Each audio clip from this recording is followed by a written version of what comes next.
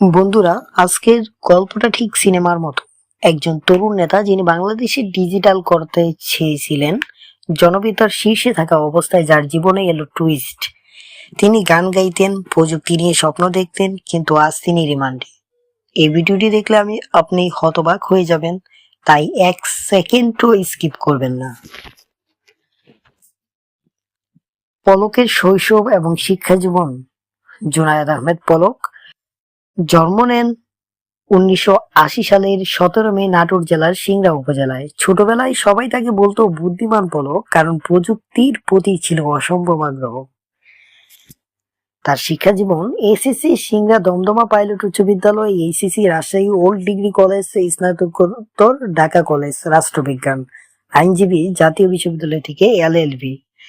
মাত্র 28 বছর বয়সে কিভাবে সংসদ সদস্য হলেন পলক? পলক সাহেব মাত্র 20 বছর বয়সে আওয়ামী লীগের রাজনীতিতে প্রবেশ করেন আর 28 বছর বয়সেই প্রথমবারের মতো সংসদ সদস্য নির্বাচিত হন। 2008, 14, 18, 24 টানা 4 বার এমপি। 2019 সালে হন তথ্য ও যোগাযোগ প্রযুক্তি প্রতিমন্ত্রী।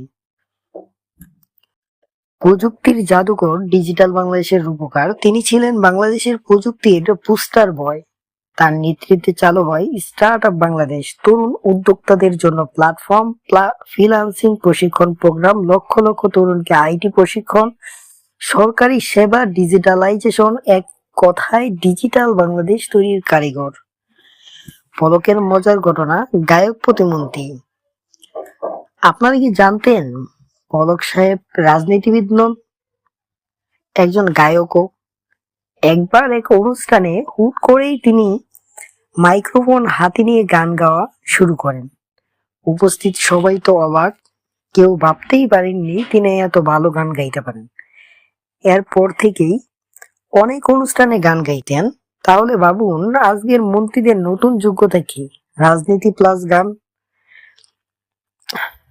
কিন্তু এরপর কি হলো? রাজনীতির খেলা শুরু। 2024 সালের প্রধানমন্ত্রী শেখ হাসিনা পদত্যাগ করলেন। 6 আগস্ট সংসদ ভেঙে দেওয়া হলো। এতে পলক সাহেবও সংসদ সদস্যের পদ হারালেন, কিন্তু আসল ধাক্কা তখনও বাকি ছিল। 16 ডিসেম্বর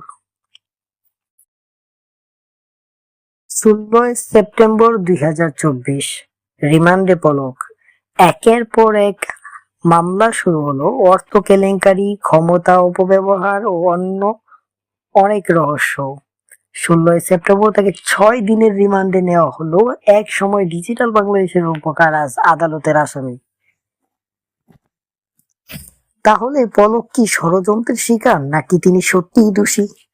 তার এত অবদান, এত উন্নয়ন সবই কি ভুলে যাবে মানুষ, নাকি ক্ষমতার রাজনীতিতে তিনি শুধু আরেকজন বুলি? আপনার মতামত কমেন্ট করে জানান। ভিডিও ভালো লাগলে লাইক, কমেন্ট, শেয়ার করতে ভুলবেন না। অবশ্যই পরবর্তী ভিডিও পাওয়ার জন্য সাবস্ক্রাইব করে রাখবেন, পাশে থাকা বেল বাটনটি অন করে দেবেন।